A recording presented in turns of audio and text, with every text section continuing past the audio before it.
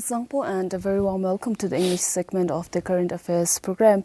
And as discussed in our Zongkha segment, we'll be talking about the accessibility of people living with disabilities when it comes to availing the public services. And to talk about this, I'm joined by Thempu Trompen Keledoji and Dr. Sangadoji, who is the chairperson of Disabled Persons Association of Bhutan, and who is also a physiotherapist by profession.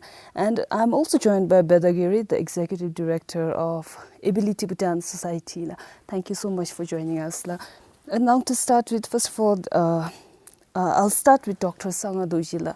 You yourself being a visually impaired person, what are the challenges that you face at the moment when it comes to accessibility?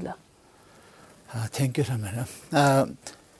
Now challenges, if you think it is a challenge, I think challenge is a bit too great. But normally I don't think it's a challenge. I think it is an opportunity. Because if you have challenge or difficulties, you try harder. So I think that in that way. But the biggest challenge for visual impaired, me living with visual impairment, is in terms of getting from A to B because of our terrain. If it is in other developed countries, you use guide dog or so many other things.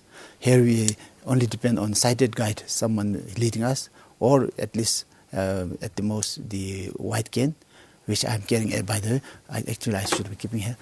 And other than that, I think we have some difficulty with the information because we have to depend on braille or speech or talking books, so which is not readily available right now. So talking about myself as a visual impairment, these are some of the challenges. When it comes to other people who are living with different disabilities, do you think our infrastructures are disabled friendly? Yes, not very friendly, but I think with our terrain is expected, but with the development coming up, no doubt it will improve. The biggest challenge in our context, because of the difficult mountainous terrain, more than visual impairment, is the wheelchair users. So if you have difficulty in mobility, those people have the biggest challenge. But although I have mentioned my challenges as a visual impairment, we are in Bhutan among the different type of disabilities. Thanks to His Royal Highness Prince Namgyal Wangchuck, the School for the Blind started in 1973. So therefore, many of us got education, we got jobs, and also even in terms of movement, our terrain is not as challenging to a blind person as to a wheelchair user or a crutch user. Yes. Now, Trompen, Dr. Sanga talk about our infrastructures not being so friendly. So how is Thempu Trompe trying to cater to their needs? I think we have to look at the plans and programs that were started way back in 2002 and onwards. Plans and programs and rules and regulations have already been highlighted in those rules. But then I don't know how this got left out, maybe because of resource problems. We have more other priorities those days. So because of which there isn't much disabled friendly infrastructure in place.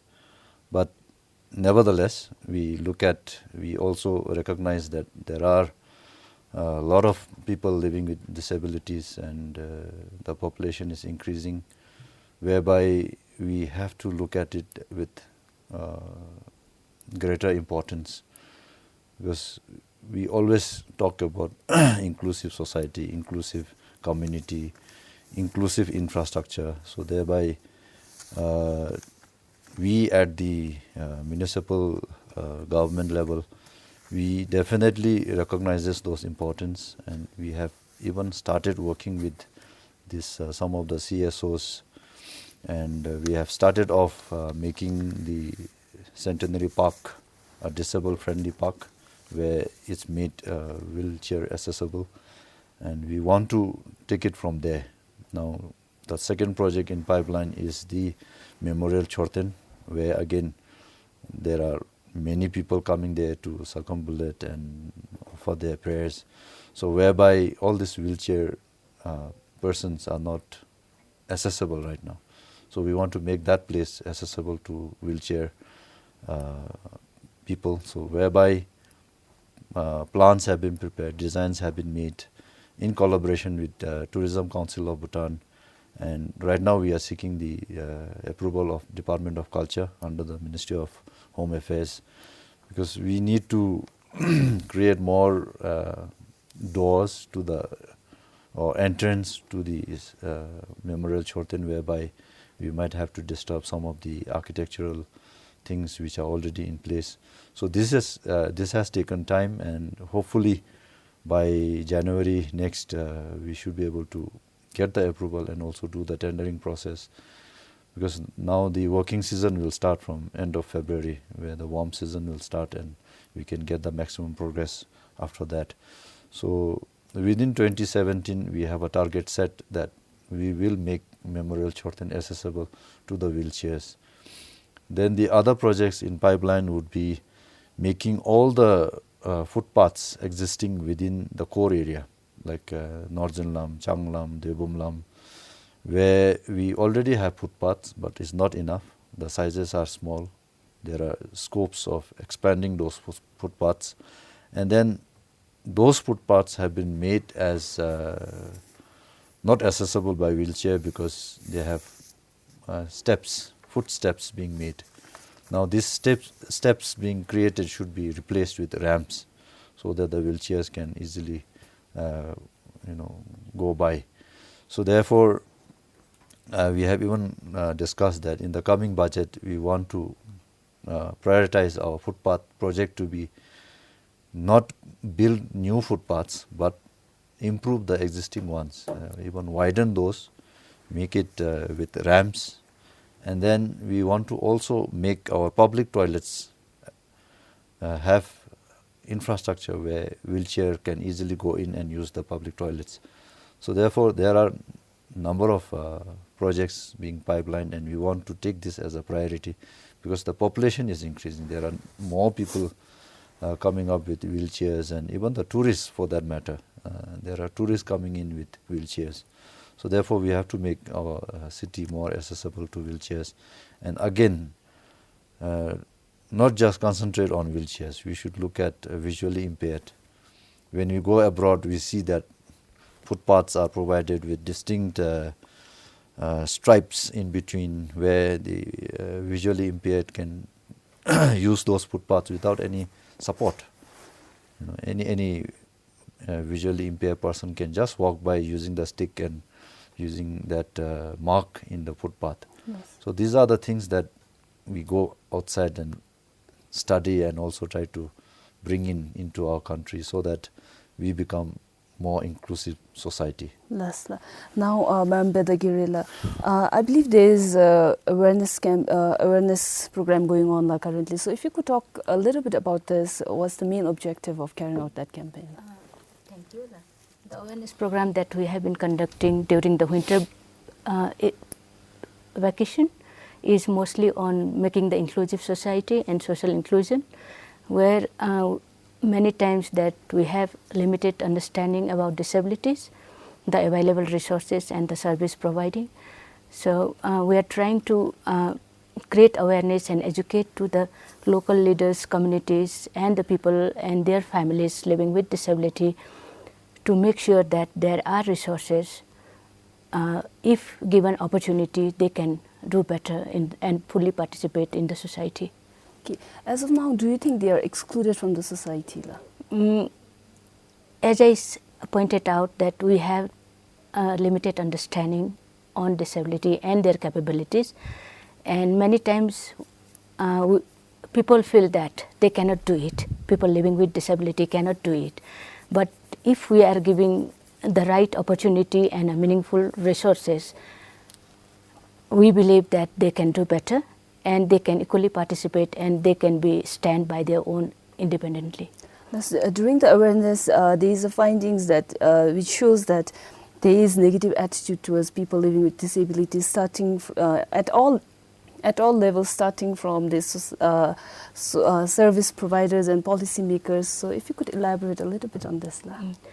Actually, when we had this 4.5 years of experience with Ability Bhutan Society, is a personal opinion having experience on the society and being a service provider, within the family itself is a cultural belief, it's a belief within ourselves that we believe that we have something done in the past karma, and as a parent of a child with disability, there is always a guilt within the parent that did I do anything wrong that affect my child.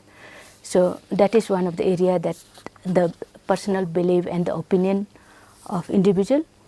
And also, as disability is quite a new concept in Bhutan, there is always limited understanding in every field of disability. Many times we see the children who are invisible disability, and these are the ones that who really needs to be heard. Physical disability can be visible anywhere, but the invisible disability, like children with autism, they can be seen normally, they can walk normally, but many times they are seen as a naughty behavior issues. But these many times we don't understand their challenges, actually their issues, and these are the areas that comes into the attitude of person, which brings sometimes in labeling the child rather than giving the child in a meaningful way. Dr. Sangala, do you think it is always the infrastructures that deters the people living with disabilities from availing social services? And you yourself, have you ever experienced discrimination because of your disability? Again, now, as we always discuss, when we say disability, it ranges. So we have visual impairment, we have hearing impairment, we have other mobility impairment. So infrastructure is a big challenge, especially for wheelchair users or crutch users, and to some extent challenge for visual impairment. But it's not a challenge for hearing impairment. But yes, to be honest, I think infrastructure and accessibility does prevent. For example, now in Bhutan we say we have free education, we have free health, but if you can't go to a hospital, the freedom doesn't come to your home. So I think infrastructure does play a big part. If not accessible, in English they say it's not free because you can't get it. So therefore, yes, it is a challenge. If you can get the access, then you can get it free, or you can get the service for you. In terms of discrimination, I think yes, but it's nothing wrong with that. If you can't do as much as other one, it is nature that human will always discriminate. It's a human characteristic. Even there's a discrimination between white and black, young and old. So there is a human characteristic. But we should not take it as a discrimination, but we have to play our part as a disabled person. We have to make sure that what we can do what we are able to do and try to influence, because sometimes discrimination is not intentional, it's out of ignorance or innocence. So therefore, if you do advocate, if you play our part, I think this can be overcome. Rather than saying you are discriminating, you have to do this, that, I think people will not listen to you. But by proving, by showing what you can do, I think only that way we can change the attitude. Otherwise, how much we advocate, for example, as Dasho Tombe said, our schools keep campaigning and doing the mass cleaning, and every time if public start dropping the dust and garbage, it will never become clean. So we all have to play our part as a disabled person, as well as a family members, friends, and people who know the challenges. I think only that way we can change the attitude. There is something called the Bhutan Building Rules 2002, but I believe it could not be implemented. So why is it? These rules have come in 2002 onwards, but then we have to understand our situation. The capital city, located almost hundreds of kilometers away from the border, and we need to buy everything from across the border. I think we import everything, almost everything from there to build our houses. So therefore, the cost of construction has gone up so much. Now, as per the rule, once you cross 4 stories and up, we have to have lifts. But then nobody is interested. We try to enforce that. People are not willing. So looking at the cost, because without lifts, even when they build a simple building, the cost is so much that translates into rentals, and people have to pay so much as a rent at the end of the month. And if you try to increase that by making all this accessibility criteria into the building infrastructure, then the cost is going to go up. Even by having a lift, the rental will definitely go up. So it's everything going to come down onto the common people that yes, I can afford this or I cannot afford it, whereby housing will be an issue. At the same time, the landlords will have problem because they will have no tenants, and the buildings will have problem because of financial loans and things like that. So therefore, it has become so difficult for us to enforce all that on the building owners. But then the institutions, the schools, the hospitals, the government offices, the corporate offices, the banks. So here we are trying to say that it is a mandatory requirement that you make it wheelchair accessible, so that all disabled persons can come to your institution for services. So these are the things that we can enforce, and those are the things that we cannot enforce onto the private sector. So we are trying to balance things out and do what we can, and then from their side we will try best making the infrastructure wheelchair accessible and also visually impaired accessible. When getting their drawings approved for constructions, do you all at least ask them for keeping some provisions for lifts and also that even if they can't do it instantly, maybe in future? No, that also we have tried out, and there are many buildings who have kept provision for the lifts. The lift shafts have been built, and they will install the lift maybe next 5 years or 10 years down the line. But then once those shafts have been built and things are constructed, they also have problem related leaving it open. So, and then some buildings are so small, the land that somebody has is so small that when you leave the space for the lift, then their rooms are so cramped up. So those are practical problems that we face on the ground. But nevertheless, we try our best that wherever space is available and wherever people are willing, they should make those lift provisions, so that it's not only visually impaired or wheelchair accessible, but when you become old, we need lifts to go up even 2 or 3 floors up. So we are trying to advocate those and trying to work with the public that yes, you will also become old, and then you need to use the lift when you become old. So these are the provisions that we try, but it's the response and the support is not very bright, considering the cost implications. That's Dr. There is the association, I think they submitted a proposal called Making Bhutan Accessible. So if you could elaborate a little bit on this, where have you all reached now with the proposal? I'm not sure of that Making Bhutan Accessible, but there is the National Disability Policy going on, coordinated by Gross National Happiness, and we all are involved there, including 3 DPOs and all the relevant government agencies like Ministry of Work and Housing, Labour, Education, Health. We are all there to support and share our experience. In that, we try to put all the requirements, including the employment, the accessibility, and all these things. But the particular accessible Bhutan, I'm not very sure. Yes. But if it is there, of course, it will not be a perfect one. But as far as we can, if it can be made accessible, I think it will benefit everybody, not just disabled person.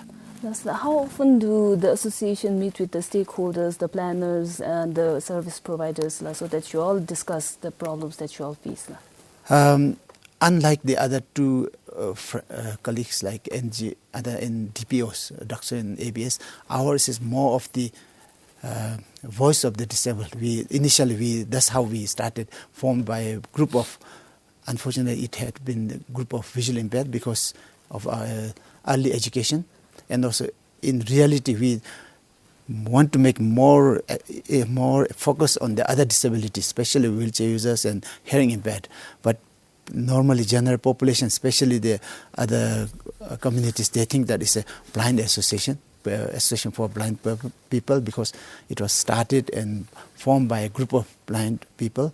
But from our view, we started because we had the opportunity for education, we had the opportunity to get employment, so we thought it was our moral obligation and our honor to form an association that will support the policymakers, the implementers, so based on our experience. And myself as a physiotherapist, I also use a lot of feedback from the wheelchair users who come to me as a client, and then other disability, including children with disability. So we don't have as such stakeholders, but we do a lot of advocacy, including going to schools for special children, try to share our experience, and also try to motivate and encourage the teachers and children, saying that 40 years ago, school for the blind was where they were now, like Dugil School for the Deaf in Paro, the Changanga School, and there are at least 12 schools that have integrated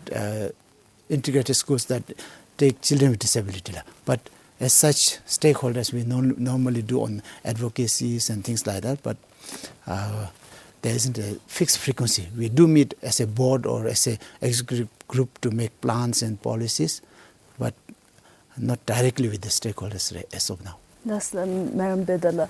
As of now, is the reach of the association only limited to Thimphu? How do you all make sure that your services are reached across the country? Because you know that people living with disabilities are all across.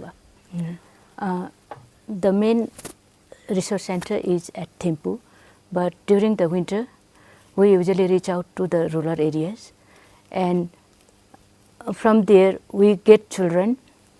And when we do an advocacy and awareness program and talk about the inclusive society, so there we identify a few of the children who can come to our center almost like 2 weeks of a break, and during their winter school break in the summer, where they can avail the services at ABS, and the parents can be trained.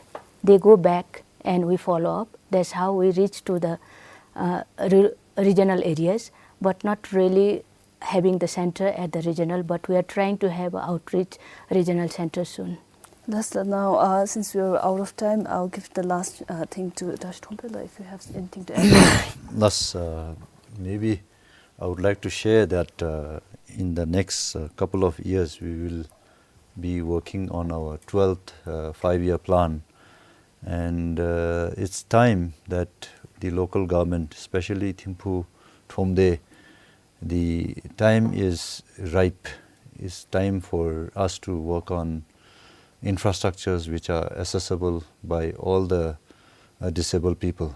It is not only visually impaired or going by wheelchairs, but we have now the aging population. We will have definitely older people going around. So we need to now look at making our plans, especially the 12th plan, where we definitely will get much more resources. I think Thomde has worked many last plans, and we now are in a comfortable situation where we do not have greater priorities.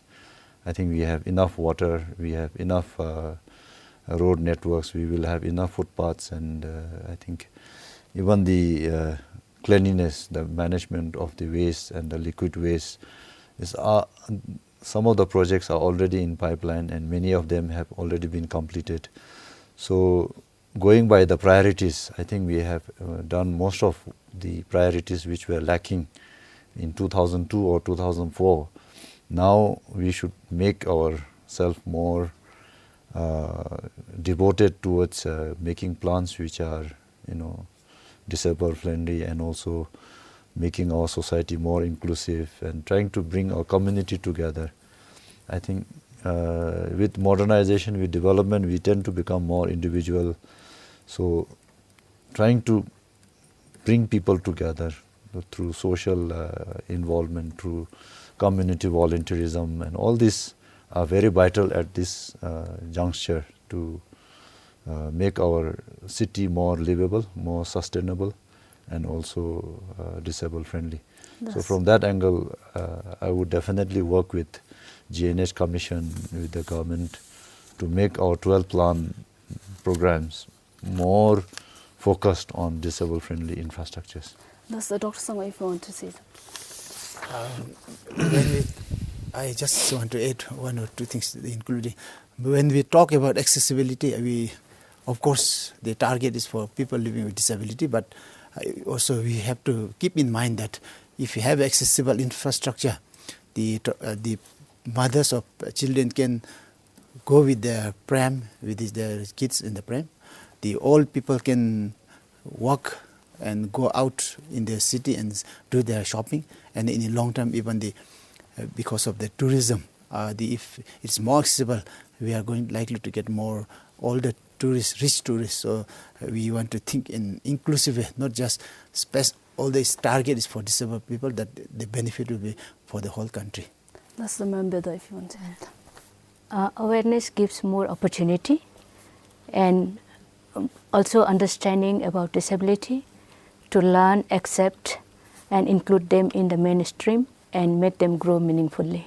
Thus, with this, we come to the end of our program, and thank you so much for watching. And I would also like to tell the general public that we should all work towards an inclusive society. It's not just for us, but it's for everyone. Thank you so much for watching.